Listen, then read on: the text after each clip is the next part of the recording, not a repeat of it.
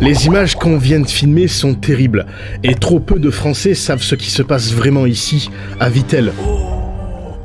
Ce qu'on a découvert remonte à plus de 50 ans, et implique l'une des plus grandes entreprises au monde, Nestlé. L'affaire Nestlé est en train de devenir un terrible scandale d'État. Et ces révélations, elles concernent les eaux en bouteille de la marque Nestlé. Et dans l'actualité également, ce scandale qui touche l'entreprise Nestlé Waters. Si nous avons décidé d'infiltrer aujourd'hui ce géant mondial, c'est parce qu'il cache sous terre depuis de nombreuses années un échec industriel d'une ampleur inimaginable. Je pensais pas que ce genre d'endroit pouvait exister en fait en France.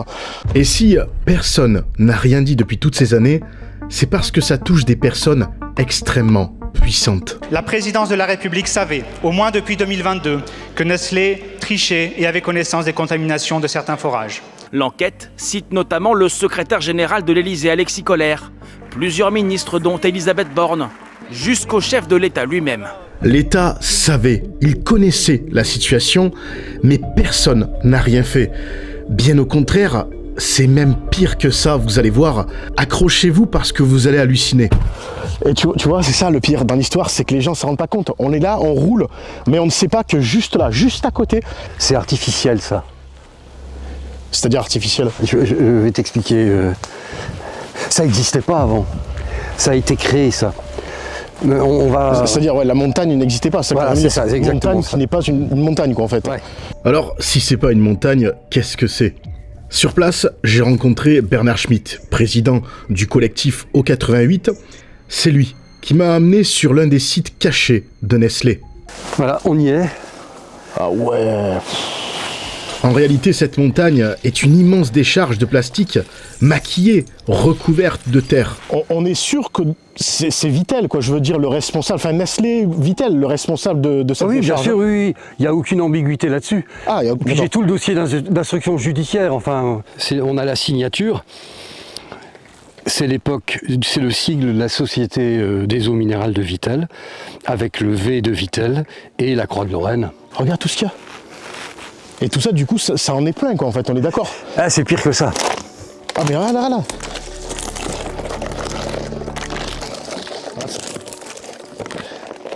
On a du mal à s'en rendre compte, mais sous nos pieds, là, il y a plus de 43 000 m3 de plastique. Ça représente 17 piscines olympiques remplies. Je sais pas si vous imaginez le délire. On a du mal à s'en rendre compte, hein. Mais ouais. C'est énorme. C'est énorme, il faudrait faire le calcul. Alors forcément, on se demande comment on en est arrivé là. Écoutez, c'est très simple. En 1968, Vittel n'appartient pas encore à Nestlé. Et la marque veut révolutionner le marché de l'eau minérale en étant les premiers à remplacer le verre par du plastique. Ils n'avaient pas l'argent pour monter une usine de plastique. Et donc ils ont fait venir Nestlé qui est monté au capital à 30% de la Société des eaux de Vittel. D'accord ? C'est comme ça que ça s'est fait l'histoire. Et donc ils ont commencé à produire et ils n'ont pas bien maîtrisé le processus tout de suite. Ça a duré longtemps, puis le PVC c'est sans doute compliqué à manipuler. Et donc tous les échecs industriels, de production, eh ben, ils ne savaient pas quoi en faire. Donc ici, comme ailleurs, ils ont creusé une gigantesque fosse et ils ont mis la terre d'excavation à côté. D'accord. Et tous les jours, toutes les semaines, je ne sais pas, il y avait une guitoune, il y avait un mec dans la guitoune, pendant une barrière, pendant près de 20 ans. Oh là là. Et les camions venaient béner les échecs. Et oui, vous vous en doutez, un tel changement, ça n'a pas été sans conséquences. Il y a eu donc des milliers de bouteilles ratées, des tonnes de plastique inutilisables. Mais ça, personne ne le savait. Et la marque a préféré rester discrète. Et pour faire disparaître tout ça, elle a choisi la solution la plus simple. C'est-à-dire enterrer ses déchets directement sur ses propres terrains de forage. Avec le temps, la nature a tout recouvert, comme si rien ne s'était passé. Mais 50 ans plus tard, des promeneurs vont tomber sur la supercherie. Il était passé par le haut et il a descendu la colline là. Ouais. Et puis d'un coup, il a dit mais ça craque sous mes pieds, qu'est-ce qui se passe? Je m'enfonce. Et donc c'est là qu'elle a découvert qu'il y avait une décharge. C'est par hasard, au cours d'une promenade, qu'une habitante de Vittel a fait la découverte de cette décharge de bouteilles plastiques. Un stockage de près de 1000 m² sur un terrain appartenant à Nestlé Waters. Les bouteilles qui affleurent portent le logo des eaux de Vittel, un modèle commercialisé dans les années 1970. Donc si on l'avait pas redécouverte, ça serait passé par perte et profit, quoi. On aurait oublié, tout le monde aurait oublié. Et ça va mettre des centaines d'années à se déliter. Parce qu'on est à peu près convaincu que l'État va tout faire pour que ça reste en place. L'État va tout faire pour que ça reste en place. Quand Bernard dit ça, il fait référence aux autres décharges de Nestlé, déjà découvertes et qui ont rapidement été régularisées par l'État. C'est-à-dire, pour être plus clair, l'État a accepté que ces décharges restent là, au lieu d'obliger Nestlé à tout nettoyer. Je vous jure, c'est pas une blague. À Saint-Ouen-les-Parés, la décharge s'étend sur la hauteur d'un immeuble de 6 étages. Et elle a bénéficié d'une autorisation préfectorale postérieure. Ce qui veut dire que l'autorisation a été donnée après coup, une fois que les faits ont été commis. Mais attendez, c'est pas fini. Encore mieux, Nestlé a eu l'autorisation de recouvrir l'une de ses décharges de terre végétale. Et ça date du 12 septembre 2025. Le comble, c'est quand même d'afficher sur ses propres bouteilles 10 000 arbres plantés au cœur des Vosges. Oui, c'est vrai. Mais ce qu'ils ne disent pas, c'est qu'en fait, cette forêt qui replante sert à cacher toute une pollution qu'ils ont engendrée pendant des années. Voilà les racines de l'arbre, pris dans le plastique. Vous, si on vous surprend en train de jeter un simple gobelet en plastique par la fenêtre de votre voiture, par exemple, vous risquez une amende de 135 €, voire plus, tout dépend du contexte. Mais Nestlé, rien. Pas la moindre sanction. Là, avec ta pioche, tu as une purge. Ce qui s'appelle une purge, c'est un dégueulis de plastique. Je t'expliquerai. Là, tu vois le truc. Et c'est quoi? Ça s'appelle une purge. Je vais t'expliquer. Ah la vache! Alors ce que Bernard appelle une purge, c'est tout simplement le plastique fondu qu'on retrouvait dans les machines pendant la fabrication des bouteilles. C'était injecté dans des moules qui faisaient les bouteilles, quoi. Et quand le process s'arrêtait, il vidait l'extrudeuse, le plastique tombait par terre et séchait. Et oui, bah forcément, et oui. Ça donne des gros blocs comme ça, c'est ce qu'on appelle des purges. C'est les purges de l'extrudeuse. Ah ça.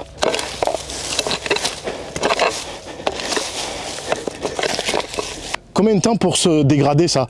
Il y en a pour des milliers d'années là. Au moins 400 ans pour le plastique. 400 ans, et je crois qu'on est gentil 400 ans. Oui, on est gentil, bien sûr. 400 ans, regarde ça. C'est indestructible ça. Ça sera mon trophée de guerre, ça je le récupère. Et du coup, d'un point de vue éthique, ça te dérange pas d'être un peu finalement dans l'illégalité quoi? Ah non, pas du tout. Bah, ouais, parce que tu fais ça quand même pour la bonne cause au final. Ah bah, alors absolument. Et je t'avais vu parler de quelque chose dans un reportage, je crois que c'était ici. Ouais. Tu disais qu'à l'époque, tu avais vu des vaches carrément manger du plastique. Exactement. C'est dingue. En 2021, tout le plastique qui dégueulait dans le parc. Et quand je suis venu, les vaches, il y avait plein de bouteilles, et les vaches, elles mordaient dedans. Mais il n'y avait pas mieux à faire à l'époque, enfin je comprends pas en fait. Là, en fait, on est d'accord que c'était la facilité. Le moins cher. Et il n'y avait pas de législation sur les déchets. Les premiers textes, c'est 1975. Oh, regarde, c'est carrément sous la racine. C'est carrément sous la racine de l'arbre. Regarde, t'as même des caisses là. Ils ont pourri complètement la forêt. Donc voilà ce que cache Nestlé derrière son image d'eau pure. Une immense pollution. Ça craint quand même. Et il faut savoir un truc, c'est qu'il y a quand même une station de forage, donc là où ils puisent l'eau pour leurs bouteilles, qui est juste à côté quand même. En fait, on est sur un plateau. Quand on descend là-bas, il y a les forages. D'accord. Près de l'hippodrome. Et Okay. on est sûr, compte tenu des analyses qui ont été faites, que cette décharge-là, elle contamine les eaux souterraines de Nestlé. Et la flotte est pleine de microplastiques, quoi. Oh, c'est dingue. Ouais, donc plus si naturel que ça. Ils se sont quoi. auto-pollués. Mais c'est hyper profond. Regarde. Eh ouais, Nestlé. Regarde ça. Plastique. Regarde ça. Plastique. Tout ça, ça en est. Hein. L'arbre qui pousse dans le plastique, ça en est. Hein. Oh, l'odeur. Oh, l'odeur.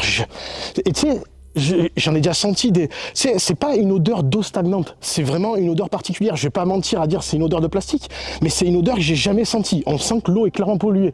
Est-ce que c'est bien que je sois dans l'eau? Je sais pas, mais bon, c'était vraiment pour vous montrer, pour être sûr. Je voulais pas dire de conneries, oui c'est du plastique alors que ça n'en est pas. Écoutez, c'est du plastique, il n'y a pas de doute, hein, regardez ça. Et encore une fois, ce n'est que la partie visible de l'iceberg, j'ai envie de dire, parce que dessous, qu'est-ce qu'il doit avoir? Pareil. Mais là, je pense que c'est un peu le même principe que l'autre côté. Tout doit dévaler. Regardez dans les hauteurs. Regardez ça. C'est ça qui est en train de tomber. Qui est en train de tomber dans l'eau avec l'érosion, la pluie. Tout ça. Regarde ça. C'est des mètres. On les voit bien. Regarde. Regarde les strates. On les voit bien. Les strates et les strates de toutes ces années de pollution. Là, t'as carrément une barre en acier. Là, c'est pareil, ouais, c'est du plastique, ça aussi. Le but de la vidéo, c'était surtout de vous montrer, parce que je pense que très peu de gens savent encore aujourd'hui, sont au courant de cette situation qui est complètement anormale. Hein. Regarde ça, regarde ça, regarde ça.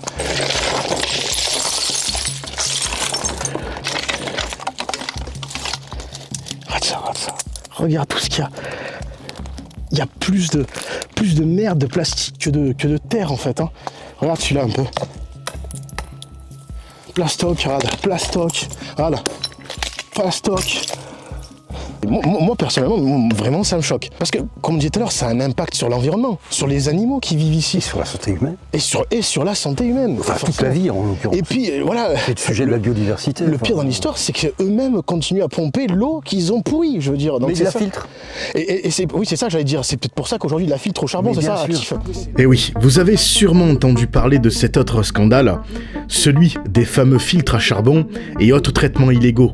Les sources qui alimentent Perrier, Vittel, Épar et Contrex ont été polluées, pour le dire clairement, et Nestlé précise que différents éléments chimiques ou microbiologiques s'étaient mêlés aux eaux lors de leur passage dans les nappes souterraines, entre autres. Depuis le début, toutes ces affaires sont liées. Et là, rappelons-le, puisque je m'en souviens plus, là pour cette pollution, il y a un procès en cours ou il va avoir un procès? Alors, le parquet régional s'est auto-saisi du sujet de ces décharges plastiques en 2021, oui. En juin 2021. Et il était prévu un procès en mai, fin mai 2025, oui. Qui a été reporté en novembre, fin novembre. Et on pense que le procès n'aura pas vraiment lieu et qu'il va être de nouveau reporté. On se demande pourquoi. Le but, c'est de sauver le soldat Nestlé. Il faut sauver le soldat Nestlé. Depuis le début, toute cette affaire fait partie d'un mensonge organisé. C'est une histoire de complicité. Si Nestlé a pu tricher pendant des années, c'est pas par magie. C'est parce que l'État l'a laissé faire. On le sait maintenant, depuis 2022, l'Élysée savait que Nestlé avait commis plusieurs fautes graves. Mais je me rends compte que le plus choquant, c'est pas Nestlé qui a triché, mais c'est que l'État les a couverts. L'État qui est censé être le protecteur des Français. La question aujourd'hui, c'est si le gouvernement nous a menti sur l'eau, alors sur quoi d'autre il nous manque? Qui du gouvernement ou de l'Élysée est responsable dans cette affaire? J'aurais pu rentrer encore plus loin dans les détails de toute cette affaire de corruption, parce que croyez-moi, il y a énormément à dire. On se souvient tous, par exemple, du rachat de la branche nutrition infantile de Pfizer par Nestlé. Une transaction de plusieurs milliards d'euros supervisée par la banque Rothschild. Et devinez qui était à la tête de toute cette opération? Emmanuel Macron. Qui gouverne réellement la France? L'État et ses élus ou les multinationales et leurs lobbies? L'affaire Nestlé est en train de devenir un terrible scandale d'État. Plutôt que de prendre des mesures immédiates, l'État a cherché à gagner du temps, à masquer les faits et a compromis l'indépendance scientifique de son agence. Nestlé a fraudé. Une fraude avouée et avérée de plus de 3 milliards d'euros. 2, que Nestlé a fraudé au vu et au su des ministres. 3, que cette fraude s'est faite contre l'intérêt des citoyens. Et je le rappelle, nous consommons en France plus de 9 milliards de bouteilles d'eau.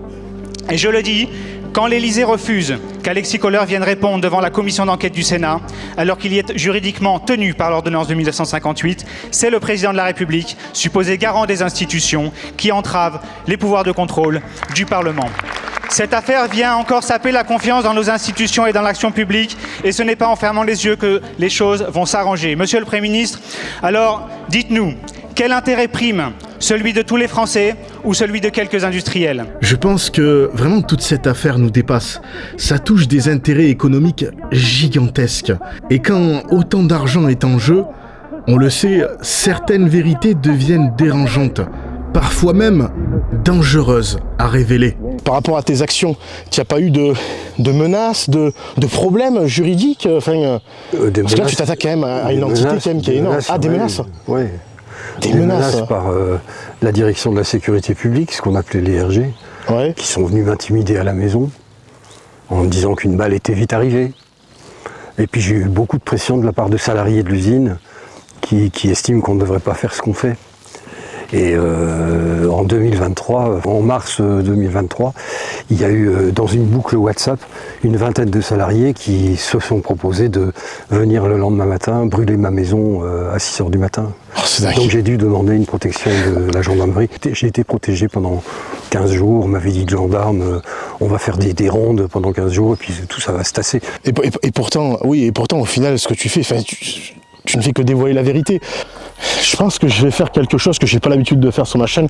Je pense même que c'est la première fois. C'est que je vais vous mettre carrément les coordonnées de cet endroit pour que les gens, s'ils le veulent, puissent venir se rendre compte d'eux-mêmes de toute cette pollution en fait. Et vous n'avez pas besoin d'une bêche, hein. Vous l'avez vu, hein. Il y en a de partout, partout, partout, partout, partout, partout. Et pourtant, ce qu'on a sous les yeux, c'est l'une des plus petites décharges abandonnées de Nestlé. Alors, imaginez un peu la taille des autres. Alors ce qui est intéressant aussi comme information, c'est que les décharges sont cadastrées. D'accord. Donc quand ils l'ont fait, ils voulaient pouvoir les retrouver, quoi. Oui, ils se sont dit, c'est un truc, il faut qu'on sache où c'est.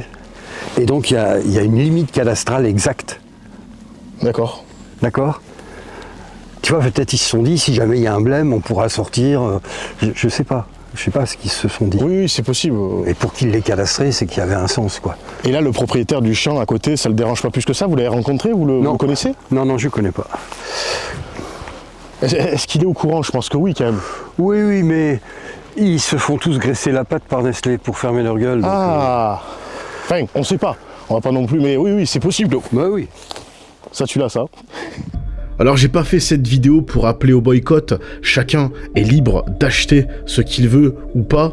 Mon but à travers ces images, c'était surtout qu'un maximum de personnes soient au courant d'une affaire qui a été lâchement étouffée, au détriment de la vérité, de la nature et de notre santé.